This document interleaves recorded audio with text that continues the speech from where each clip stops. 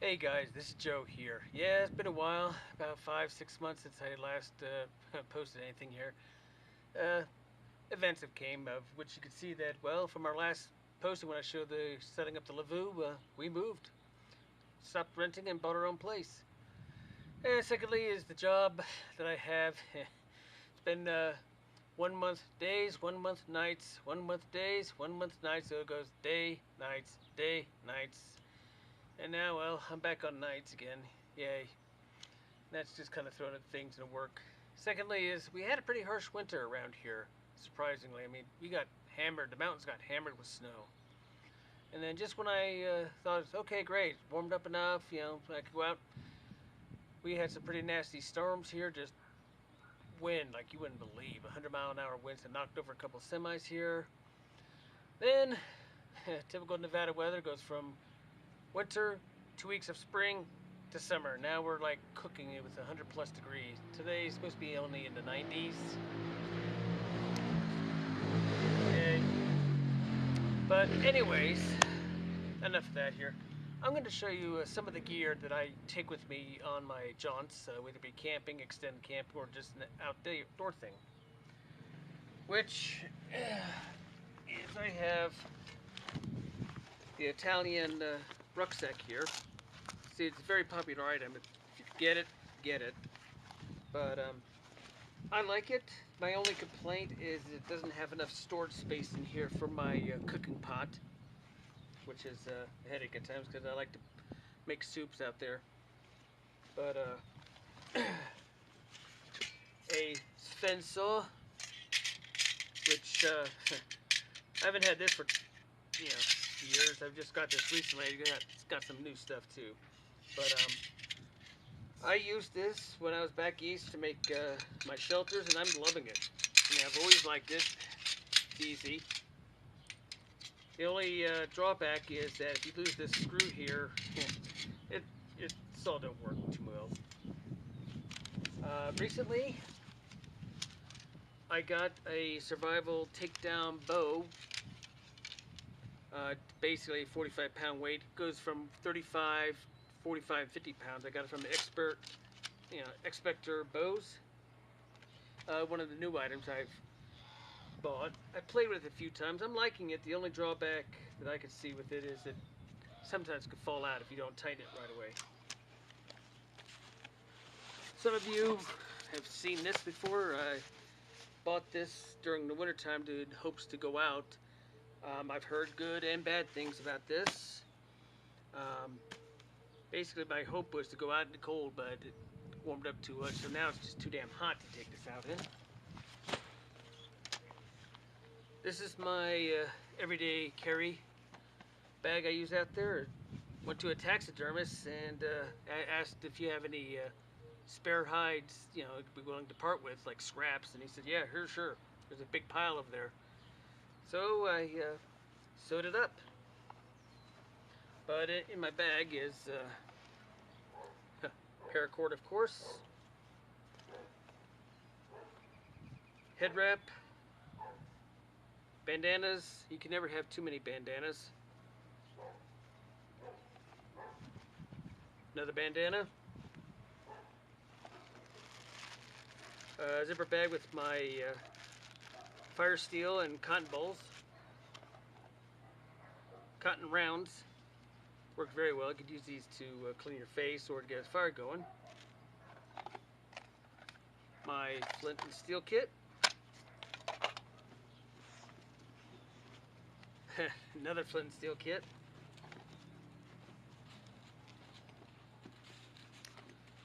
Bone bearing for a bow drill. Lighter. Some people like them, some people don't. You can never have too many ways of making a fire. Lastly, these are gloves, patterned off of the late Ron Hood's gloves. They're very nice. I like them. I could even use them to like flint nap, pick up a hot pot. And I don't recommend, because if you're not paying attention, you can get right here. But this is pretty much in my everyday carry bag right here.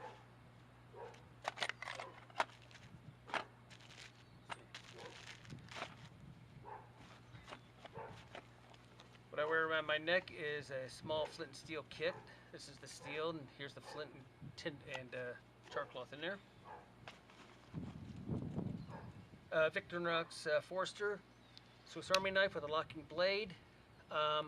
They used to have the rucksack. I really like the rucksack because it had a button right here that could easily close. But now they have this little bar that you push. I don't care for that too much. More likely to cut yourself. But it's the only type of knife I have with a locking blade. It has saw. I've used this. I like it. Though I prefer the old rucksack models, a little bit more beefier, a little bit more sturdy. But of course the other attachments, the can opener or bottle opener, can opener, awl, and corkscrew. Lastly is a neck knife that I made myself. Sack style. I mean, I use this a lot. Alright. Fumble around here. Water bottles. I'm probably going to do a review on these two here. One I prefer, one I don't. Bet you could tell which one.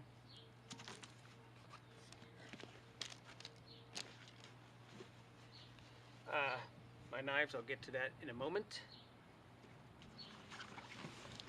This bad boy is called the Royal Rucksack, pattern off of the Swiss backpack. Have my Lavu tent right here. Yeah, it's different from the other one I've had. I still use that one in the colder seasons, but this time of the year, when it's warmer, I prefer the olive drab. More so because it doesn't conduct as much heat. But this is a new pack that I got, and I'm liking it so far. I like having these straps up here. I could put like another bedroll up here if I want to, or even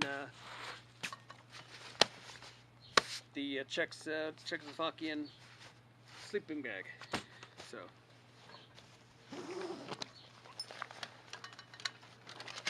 Here's my cookie pot. More parachute cord. Canteen cup. Spam, bacon flavored.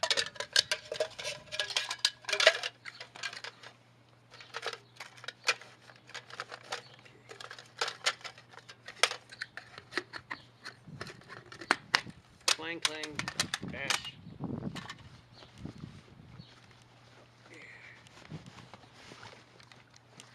More water bottles. Out here in the desert, you can't, most of your weight is going to be water. No doubt, because this stuff will suck the moisture right out of your body. A collapsible pillow I got from Campmore. I like to be comfortable.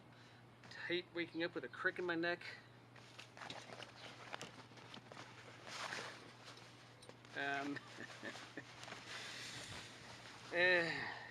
A body bag.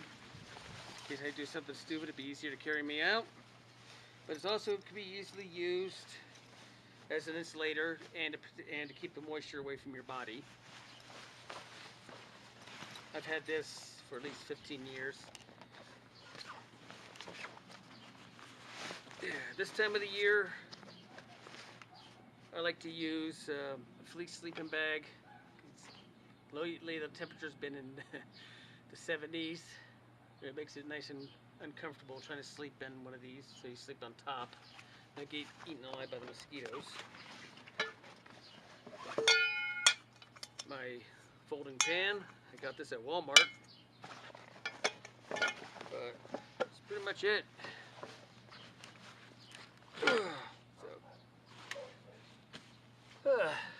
With that said, let me show you the knives I carry. I don't always carry them all at the same time, but these are pretty much primarily the knives I've used mostly.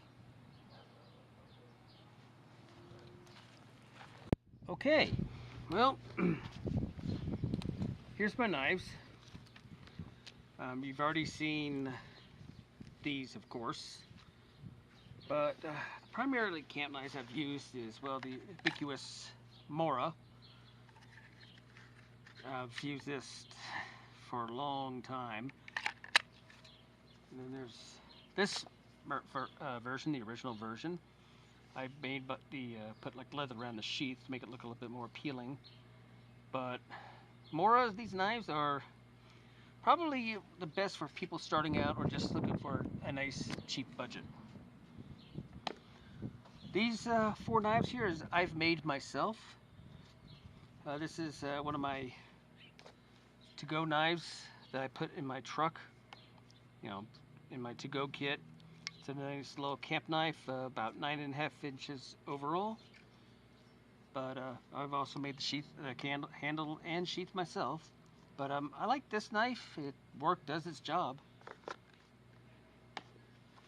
This one is I made by as well. I'm not happy with the sheath. I'm probably going to make another sheath for it. But it's a sack style chopper camp knife. It does do the job. I mean, I'm liking the way how it's profiled, the edges, or the altering the old version of the knife. Bleh. But I like it. You can tell that it's been used a lot.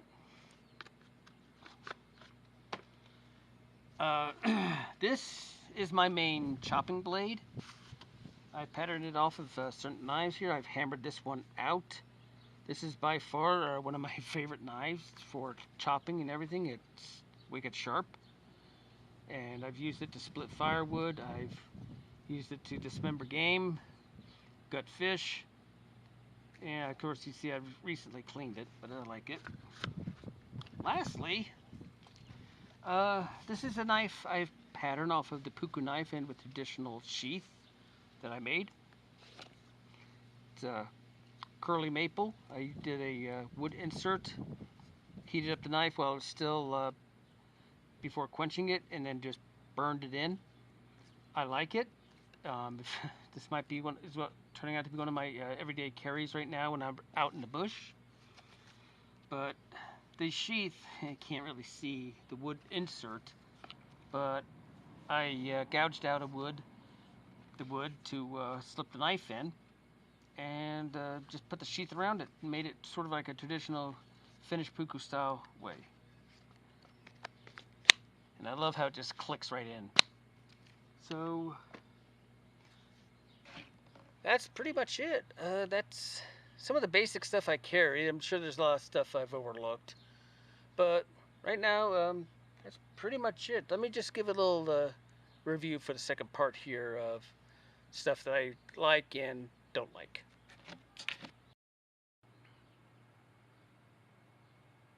Hey guys, Joe here. As promised, I'm going to do a little bit of review on some of the stuff that I got, that whether I like or not. And so, here we go. Alright, as you saw earlier before, I have these 2 different type of water bottles. Both are from Nalgene, 48 ounces, wide mouth. As you can tell right now, pretty much from earlier, my preference is for this one, clear one. Mostly the reason is because you can see what's in there. See if there's any debris floating around, any slime, mold, algae, and especially if you use water purification that colors the water a little bit, you'll be able to see exactly how much you have in there. Now, this one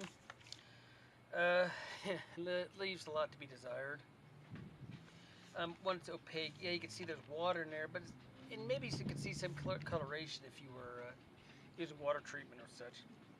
But that's pretty much as far as it goes. I mean, I had something like this 20 or so years ago, and I used it extensively until it finally gave up the ghost.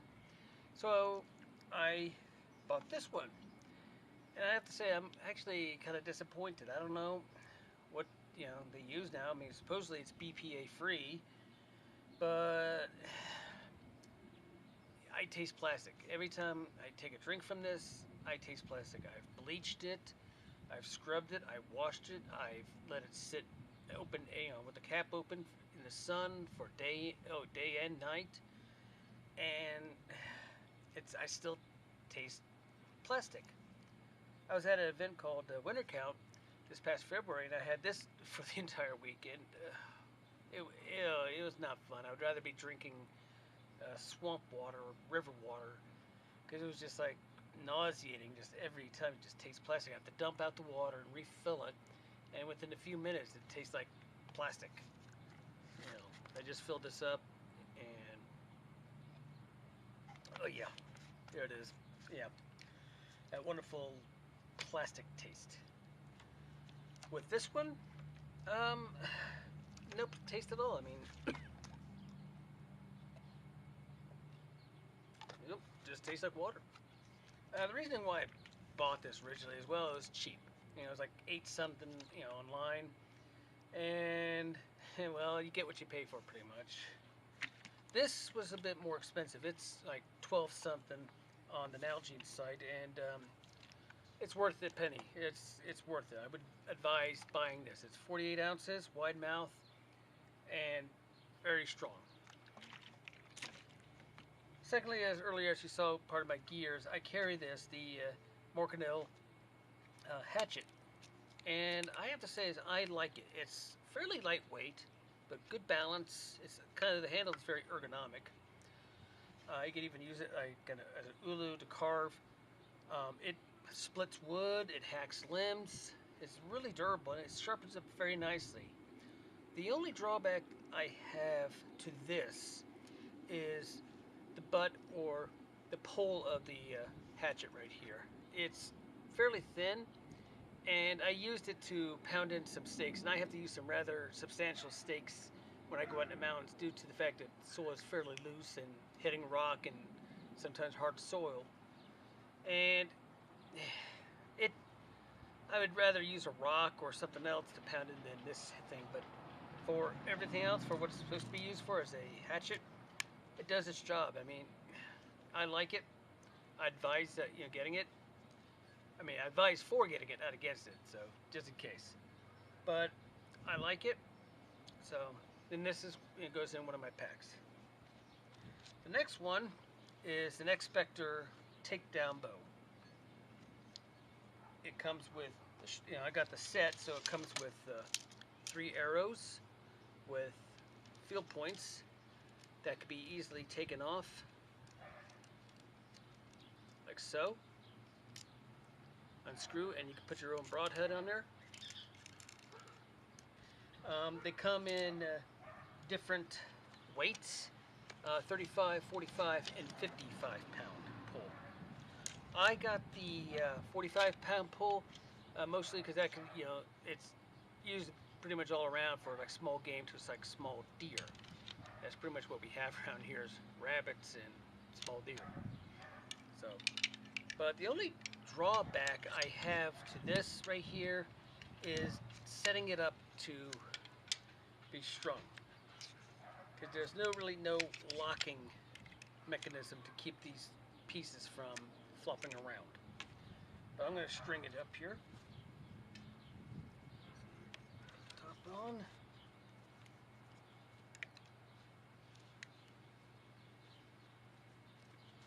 Yeah, now the fun part. Once it's strung up though, it does not come loose that easily.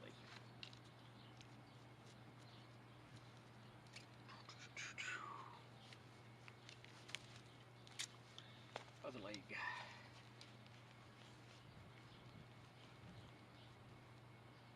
I keep my face away from it because it's nothing more irritating than getting smacked in the face. Make sure it's down also low, because that makes things a little uncomfortable, especially if it goes up between the legs. Secondly is you have the arrow rest, like so, and you can either use it left-handed or right-handed, but oof, good grief. Got a situation, it did not set in, as you can see. That's one of the drawbacks I have to this.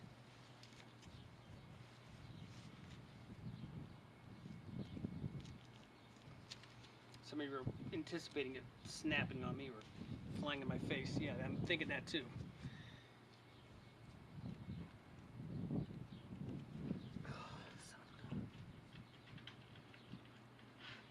There we go. Looks like everything's set. And as you can see, near thought I was going to dry fire it. Now that's a very bad idea. But nice pull, easy, it's smooth once it's strung. I believe this cost me like 68 bucks. I'll be posting links in the description to where you can get these. But overall, you know, except for this, I'm impressed with the rest of the stuff, and that's something I'd like to carry around. Thank you for watching. Hey guys, just realized I forgot something here too. One of the things that I got recently and you have used is a Morcardaville axe hatchet. I like it. It chops. You can actually even carve with it, almost like using it like an ulu. The only drawback I could see with this is the sheath and the butt or the pole of the hatchet here is that it's not very good for pounding in steaks. As you can see, I beat the hell out of it. So, lastly, this I recently bought. I have yet to play with it yet, but it's from the Council Tool Company, 19.5 inches. It's a nice little small pack axe. I'm looking forward to using this. So now I'll be able to give it a little review on how it handles. So, and boy, is it getting hot in the sun. All right. Thank you for watching.